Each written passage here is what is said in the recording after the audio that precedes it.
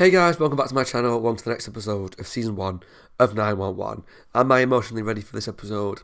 Probably not, because last episode ended on a big cliffhanger, which we'll get to in just a moment. But this show, I've never seen a show like it that's gripped me so quickly in terms of the emotions of the storylines, and I am worried that this one's going to make me cry again. Is it going to be a hat trick? 3 crying episodes in a row. I mean, I didn't outwardly cry a lot the last episode, but I was very much on the verge of it with the roller coaster storyline. So is it going to be 3 for 3? I hope not. But it's Ryan Murphy, so I never know what to expect with any episode of his shows. Always, some episodes are funny, some are scary, some are sad. You just never know what to expect. So I'm really excited to jump into it. What ongoing storylines have we got? So they focused a lot on the firefighter Buck, I believe his name is. It's been about 2 weeks since I watched it because I've not had the time to sit down and watch it. But it's been about 2 weeks. So I think his name's Buck. It was a lot about his emotional struggles with connecting with people, how he always sinks back to it's easier for him to have sex with a woman than it is to open up, and the therapist who made me very angry when I was editing as well, and how she took advantage of that because he was opening up to her finally about his emotions, someone he couldn't save, how he was struggling with that, and she slept with him in the middle of like a therapy session. So, but then we had a really nice moment at the end when he said no to a date with Abby, Connie Britton's character, because he likes her and he knows that if they went on a date, he would just do what he could to try and sleep with her because that's easier than opening up and being himself and connecting. So that was a really cute moment. That was a really great storyline. I don't know whether this episode's going to focus on that one more because this episode's called Next of Kin. And that might refer to the cases that they go through this episode, the crimes they go and try and help stop or whatever. But what I think it's going to be about mainly is the fact that Athena's daughter took an overdose. We know that her dad came out as gay, the family's breaking up. Is there stuff going on at school that we don't know about yet? We don't know. But all we know is that she took an overdose and tried to kill herself, and Athena found her. And the episode ended with her calling 911, thinking her daughter might be dead.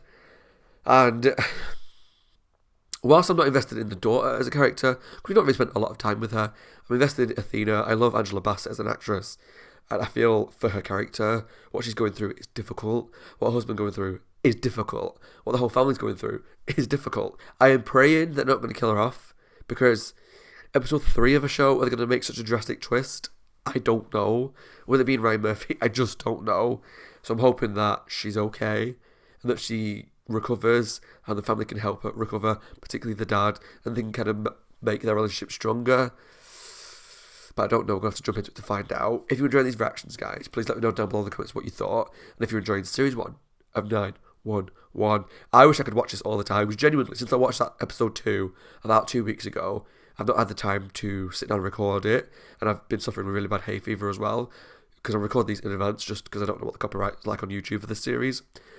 But I've been thinking about it constantly, and even at the weekend, my boyfriend came over, and I was like, I really want to watch 911. He's like, well, go watch an episode, go record. I was like, no, because I'm not well. I want to be as invested as I can be, because my hay fever's almost gone. But yeah, if you want to watch the full-length reactions to these videos, there's a Patreon link down below where there'll be the full-length reaction to every episode of 911, as well as the next couple up in advance. Let's jump into Series 1, Episode 3 of 911, Next of Kin. Help me. Okay, I thought I was going to carry on straight away from the last episode with the daughter. But no, we're going to have another traumatic thing to watch instead. I only turns 10 once. Dad, you're too big. Come on! Oh god. No. Stop jumping. Stop jumping. Oh god.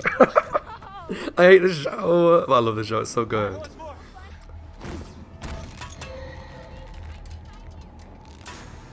Oh god.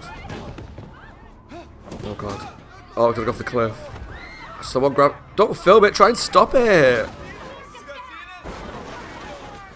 Oh god.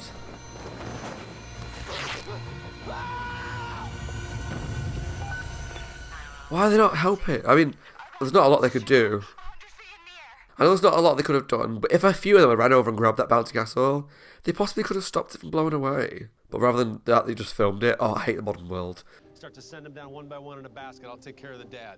Chimney, you're gonna stay up here and work the winch. Hey, how come I never get to do any of the fun stuff? Working the winch is fun.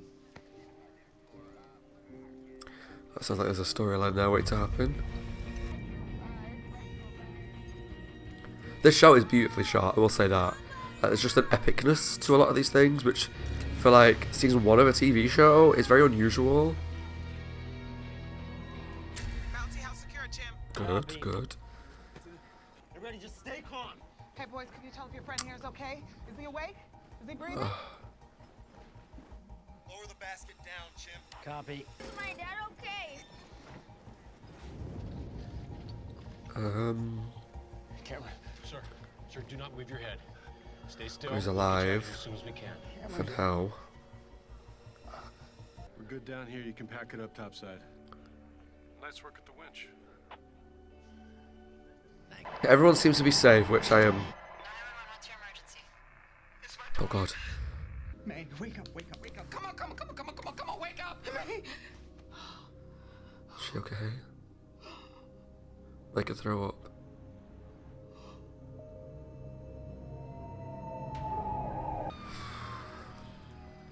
So what pills does she take though? Athena's. Did you take? Hydrocodone. Do you know how many pills she took? The dosage? And they were mine from last year. I had some dental work done, but didn't finish the bottle. Maybe 6 or 7 were left. I She don't got a know. drug problem. They're gonna take good care of you. You be strong for me now, okay? That's like the hardest part in these things, that what happens to your child or to your family member, to your partner at a hospital, you have to just stop being next to them at a certain point, and I'm lucky I've never been in that position, but I've been on the opposite side of that. It's traumatic. I mean, I know it's hard, but this hard? When is the last time we didn't know exactly what May was feeling? There's got to be more to it. She's a teenager. I don't know. Maybe we weren't paying enough attention. I don't know. Let's not do this right now. Who are you? He with you? Is that his boyfriend? Oh, now's not the time. We were having dinner and then he drove me here. Oh. I'm sorry. He was just worried about me. This wasn't because of you, Daddy. I thought so. Okay, go for that. Things have been going on. School? I didn't want to tell you about them because I was trying to handle it by myself. Bunch of girls. Mostly this one Getting Layla. bullied. Oh. I don't know why they chose me. I think because I was talking to a boy she likes, and they decided to gang up on me. You should go kill yourself, and no one would care if you did, and you should die. You know none of that is true, don't you, honey? You are special. Okay, here we go. What in the world? Oh, I'm not. I was there in high school. I know how that say that 'cause feels. You're my parents. I hate my life. It hurts so much, but I swear I didn't want to die. No. I feel that. When a child attempts suicide, then they need to go through an independent assessment protocol to determine why, and if they're at risk to try it again. You don't need to do this. You're a police officer. You know what I'm authorized to do if you don't let me do my job. Mama, please. Don't please stop leave me. fighting. All right, Don't go. Look, calm down. All right, we all have to follow the rules. They just want to find out that you're okay. It's for a good reason, because we don't know what's going on behind the scenes sometimes in these situations. It's just that this has just happened, and now the parents are being torn away from the child. That process is not good. I cannot believe anybody survived that. Yeah, Me neither. I thought for sure they were going to kill someone, but You know, maybe not. when we were rappelling down to anchor the house and assess the condition of the kids, we were pretty sure we were going to find a body or two in there. Is it terrible that the phrase, when we were rappelling down, turns me on so much? See, this is the ongoing thing with the storyline, that he's lying to impress her all the time. And I want to spend the rest of my life with you. Will you please marry me? It's not a good face. Chimney, Oh. it's beautiful. And you are a beautiful man. Oh. That's a no. I wasn't prepared for this at all. Okay, it's such a surprise. I thought this was what you wanted. You should have asked me before you did this. You wanted me to ask you to marry me? I don't... She's not right for him. I don't know if she's right for him, if he doesn't feel like he can be honest with her. And her reaction to that engagement was very odd. I just want to make sure I don't cheat on you again. Cheat on someone again. You don't like her? Never said I don't like her. I don't like her for you. Getting real tired of you standing there just silently judging me with that, yeah, right there with that smirk on your face. You know, you're always so quick to comment on everybody's life, but you completely shut down whenever we ask you about yours. Why is that? You know what? You're upset. Let's drop it. Oh my God, Bobby, come on, just say it. What is it? Say All it. right, you're living a lie, man. You let her manipulate you. You pretend to be somebody you're not when you're around here. You're making up stories to satisfy some hero fetish of hers. What is that? You know what? Maybe I wouldn't have to make up stories if every once in a while you let me take point on something. You asked me to make you two dinner so you could pass it off as your own. Oh. She's not in love with you. Oh, so that's gonna happen.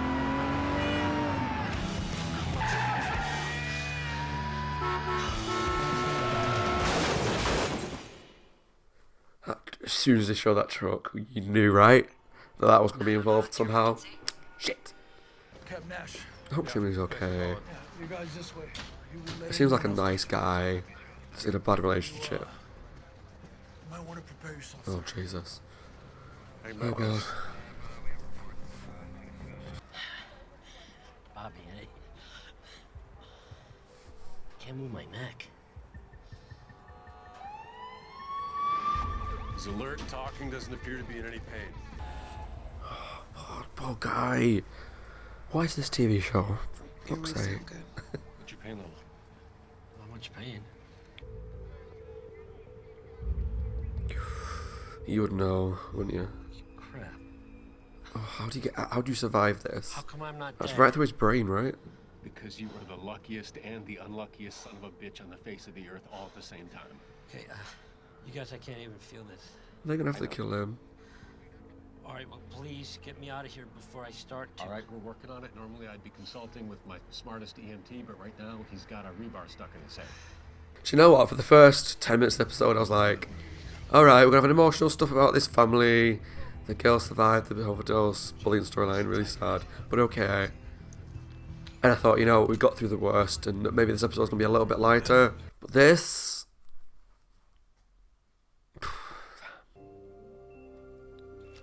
Oh! I don't want to watch that. That's gonna scare me. Any brain damage? There were some complications. When they took the rebar out, he started hemorrhaging. They got the bleeding under control, but had to put him in a medically induced coma.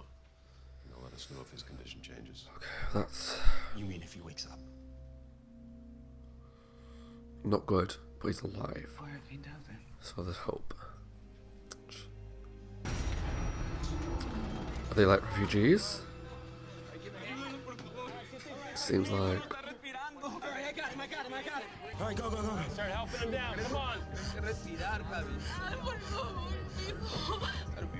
Come on. Come on. How can you imagine this being your job?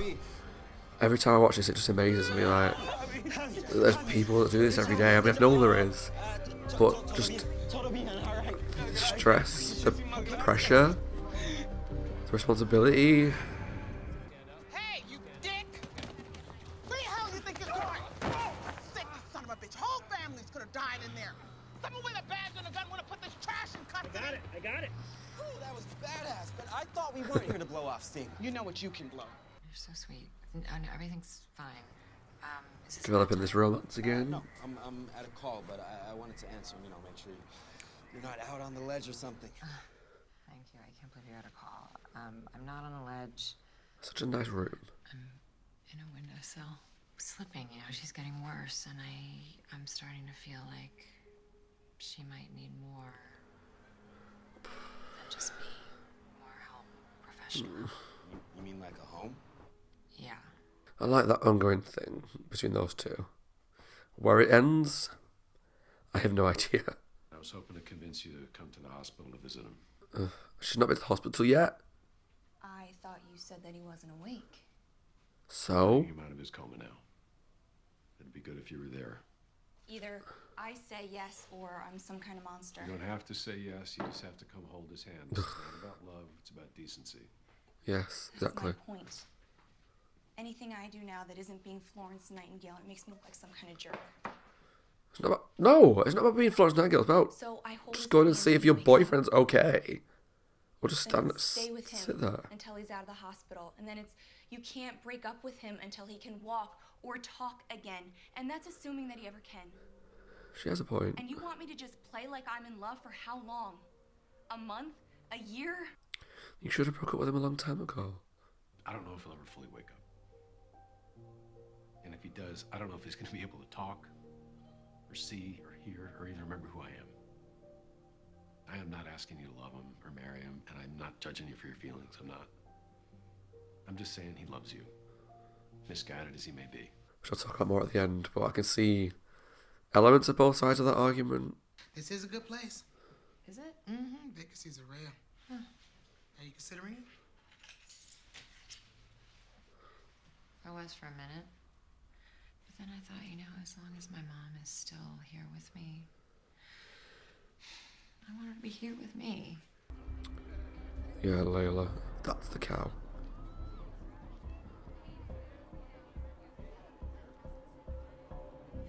I hate bullies.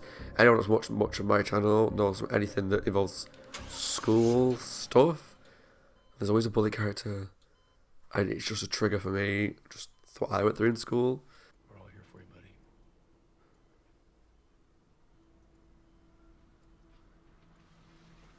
I was thinking maybe when you come back to work, you should do the maneuver instead of me.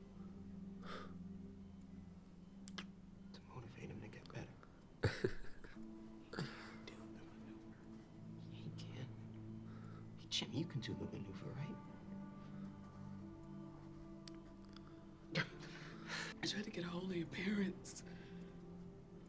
There's a 16-hour time difference with Seoul, so maybe that has something to do with it.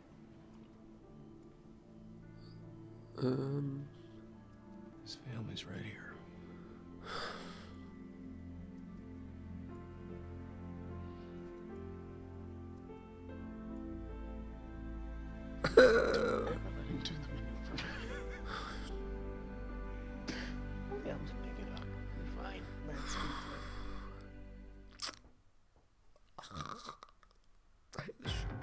Is that the end?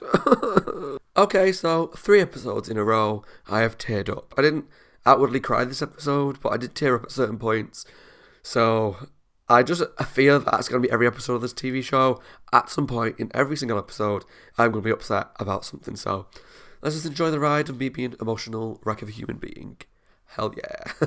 That Chimney storyline really hit me pretty hard because all the emotional stuff in episode 1 and 2, minus the daughter overdosing at the end of the second episode, and the cases that we've been involved in, all the calls we've had to go on this save people's lives, have all really been about random people, and that's hit me really hard because it's just been really well written. So to have one that's involved a main character has been really difficult, and we didn't really know a lot about Chimney. I don't know his real name. I just know him as Chimney. It was in the first episode. I didn't really talk about it because I kind of forgot about it. There was a little thing about him and the girlfriend, and he said that the uniforms are turned on.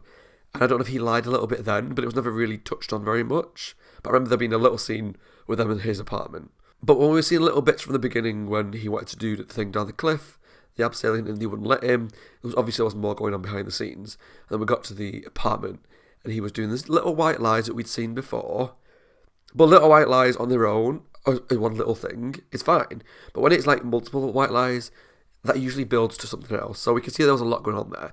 And I felt, like the guy said, this woman's not right for you. You can't be yourself. You have to lie to keep her happy or to keep her attracted to you in your eyes. That's a concern. And so I felt for him. I did. That he didn't have that confidence in himself, that he could just be himself. But that also said a lot about her, in my eyes, which is really complicated because you can't blame her.